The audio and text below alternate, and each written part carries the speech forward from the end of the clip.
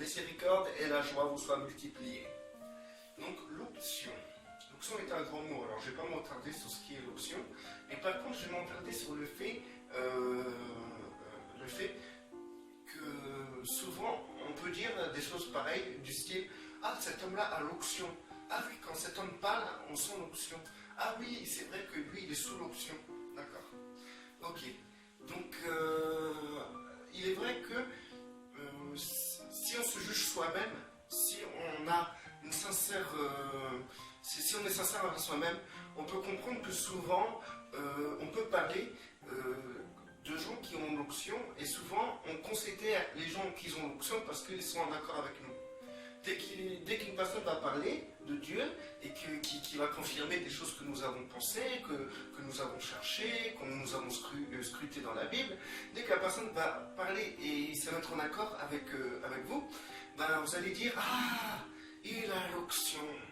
Parce que ça va vous faire du bien, ça va vous faire plaisir, ça va vous réconforter, ça va vous réchauffer. Et souvent,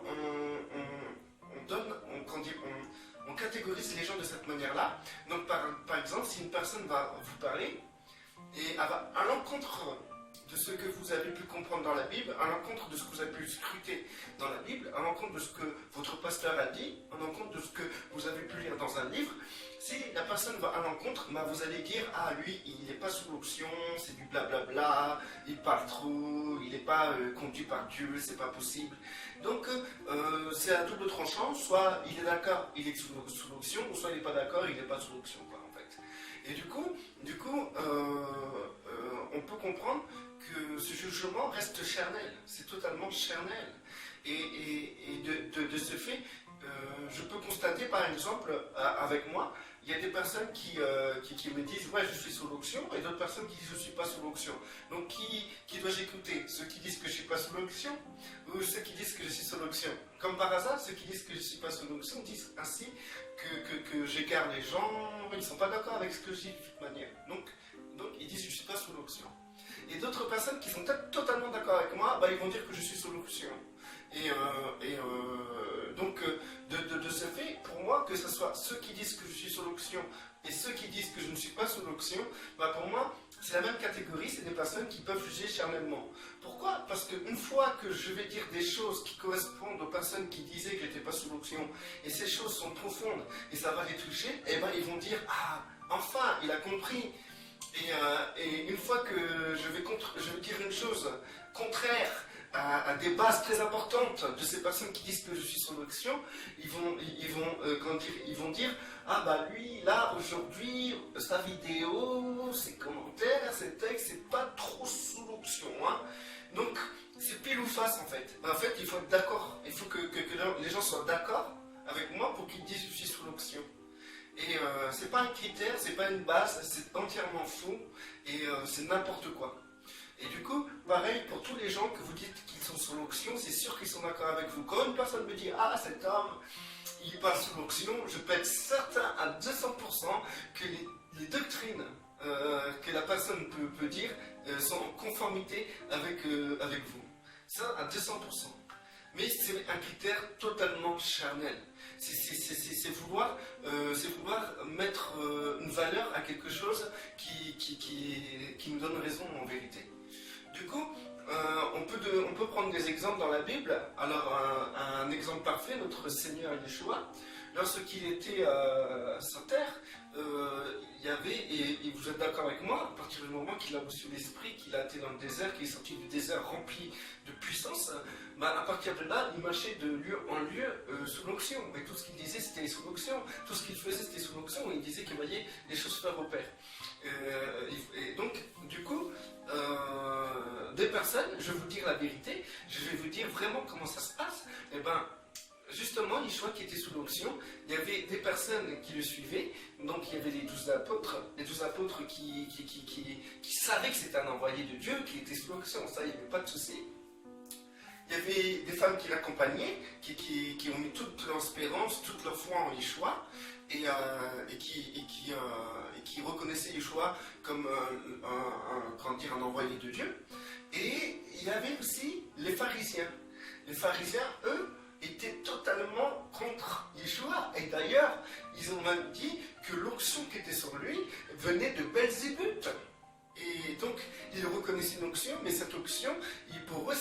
l'onction de Belzébuth. Les disciples reconnaissaient une onction, ils reconnaissaient une onction sur Yeshua, et pour les disciples, cette onction était de Dieu. Pourtant, ceux qui connaissaient la loi ne reconnaissaient pas l'onction de Dieu sur Yeshua. Ceux qui connaissaient la Bible, entre guillemets, la Torah par cœur, ne reconnaissaient pas l'onction de Dieu sur Yeshua. Ils disaient que c'était de Belzébuth. Les disciples qui étaient avec Yeshua, ils reconnaissaient l'onction venant de Dieu, et pourtant, eux, ils n'avaient pas autant de connaissances et de savoir que les pharisiens. Donc il y avait aussi la foule, mais la véritable motivation de la foule, c'était quoi? Yeshua l'a dit justement dans Jean 6, c'est dans Jean 6 je pense, hein. Oui, bref, il disait comme ça, oui, alors, pareil, le fait que je suis là pour dire, oh, c'est peut-être dans Jean 6, bref, les gens ils vont dire, ah lui, il ne parle pas sous l'onction, il ne connaît pas les chapitres par cœur, il ne sait pas de quel chapitre il parle, il ne sait pas, quelqu'un qui est sous l'onction, il ne peut pas se tromper. Je suis un être humain, je tends à la perfection. Bon. Mais d'autres diront, ah, lui il est sous l'onction, hein, parce que justement, là on le voit rigoler, on le voit en fait qui critique ceux qui vont le critiquer parce qu'il ne sait pas c'est où, c'est dans Jean 6 ou Jean 4, mais il avoue publiquement, et le fait qu'il dise qu'il tend à la perfection, c'est vrai, il a raison, il est sous l'onction. Du coup, bon, allons droit au but, du coup, il y avait aussi d'autres disciples qui étaient avec Yeshua. Et on peut voir non, je parlais de la foule en fait, là. Oui, la foule le suivait, et Yeshua s'arrête, regardant la foule, et il dit comme ça, vous me suivez pourquoi? Vous me suivez, non, pas parce que je fais des miracles, ni parce que j'annonce la parole, la bonne nouvelle, et tout ça. Vous me suivez simplement parce que je vous ai donné à manger. Donc la foule reconnaît en Yeshua quelqu'un qui pouvait pourvoir à leurs besoins. Donc ils suivaient Yeshua parce que Yeshua pouvait pourvoir à leurs besoins. Du coup, il y avait aussi d'autres disciples, il y avait 70 disciples qui ont quitté Yeshua. C'est dans Jean, bon, pour ceux qui croient que j'ai un problème avec la Bible, je vais vous dire un verset précis. Les disciples, il y avait 70 disciples qui ont quitté Yeshua parce que Yeshua disait des paroles trop dures. Donc, nous pouvons retrouver ça dans Jean 6, verset 66. Ça y est, il y en a qui vont dire, ça y est, il connaît les versets par cœur, de tête comme ça, il doit avoir l'onction, lui. Bon. Du coup, ces disciples-là suivaient Yeshua, même Yeshua les avait envoyés deux par deux pour aller annoncer la bonne nouvelle, préparer le terrain, etc. Et du coup, ils prenaient tout ce qui venait de Yeshua, ils considéraient Yeshua sous l'onction de Dieu, parce que en fait, le raisonnement de Yeshua,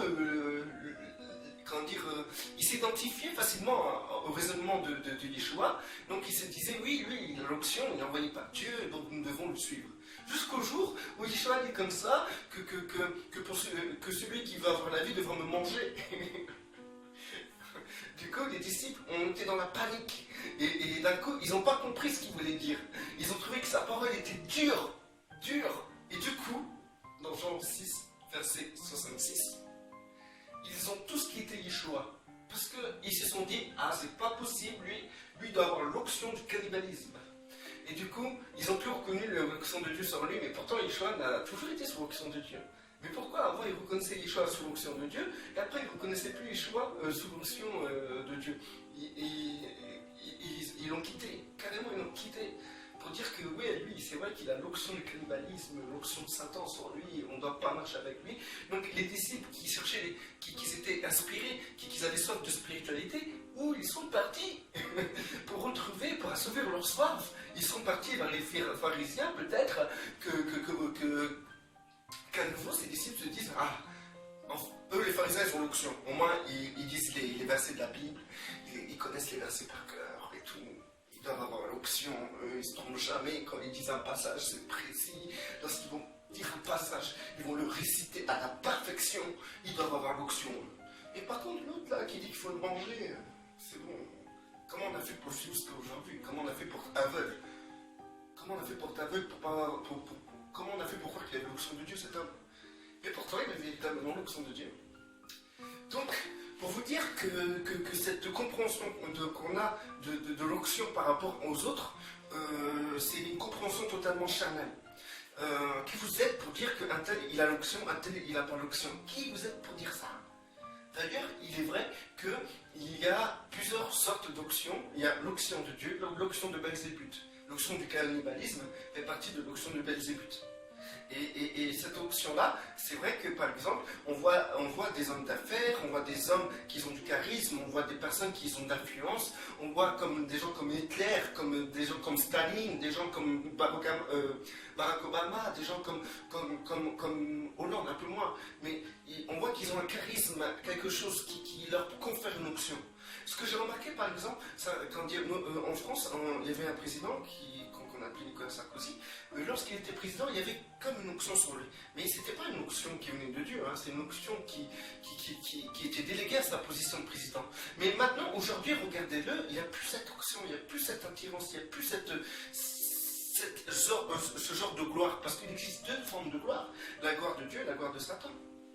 Maintenant, ce qu'on peut comprendre, c'est que les personnes qui se disent chrétiens et qui veulent réussir dans le monde, qui veulent percer dans le monde, avoir une identité dans le monde, qui vouent leur vie à construire leur vie dans le monde en fait. Ils veulent, ils ont le critère de réussite qu'ils ont, c'est les critères du monde en fait. Et ils vont à l'église le dimanche pendant 2 heures, le jeudi pendant 2 heures.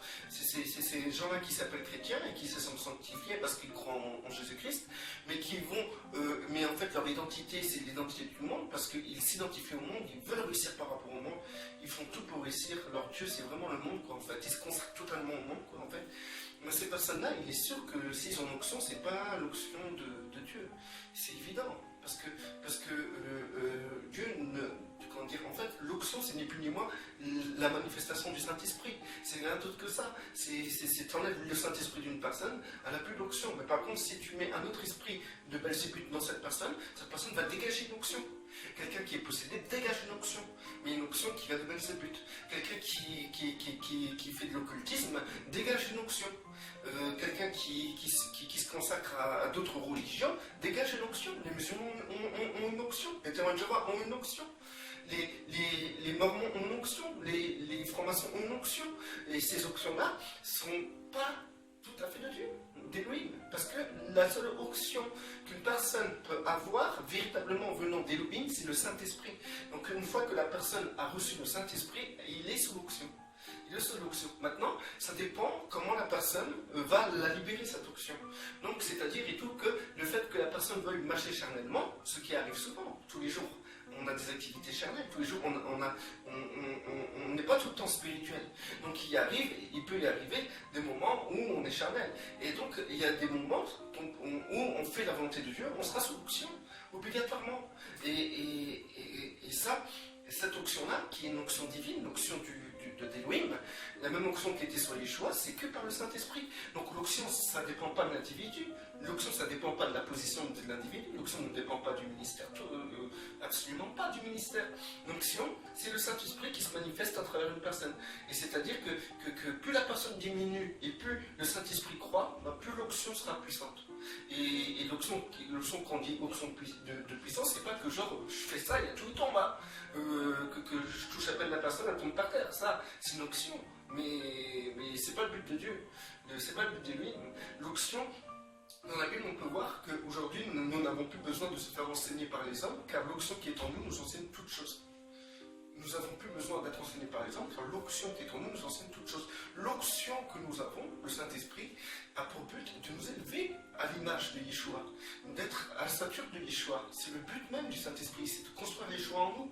Donc l'onction, quand on est libéré, c'est pour soit que nous, on soit construit en Yeshua, qu'on soit élevé à sa stature, ou soit l'onction qu'on va libérer, c'est pour élever les frères à la stature de Yeshua. C'est pour élever les frères à la compréhension du Père. Voilà à quoi ça sert l'onction. C'est parce que le Saint-Esprit, l'onction c'est une manifestation du Saint-Esprit, et c'est le but même du Saint-Esprit, c'est d'élever les gens à la compréhension du Père et à la stature du Fils. Voilà. Que la paix soit sur vous. Restez béni. Celui qui est béni reste béni, celui qui n'est pas béni soit béni. Mon puissant de notre Seigneur, Yeshua. Là, ce que j'ai parlé de l'onction, c'est juste un petit paragraphe, c'est juste un tout petit résumé. Il y a tant de choses à dire sur ça. Mais bon, que nous soyons sincères envers nous-mêmes, jugeons-nous nous-mêmes. Parce que c'est important. Si on veut avancer, il faut voir comment on réagit, comment on est. Il ne faut pas, qu'on reste sur nos acquis. Et je pense qu'il est important d'écouter et de savoir et de pas, quand quelqu'un contre se parle et vous n'êtes pas d'accord, avant de dire qu'il n'a pas l'option, essayez de comprendre pourquoi vous n'êtes pas d'accord.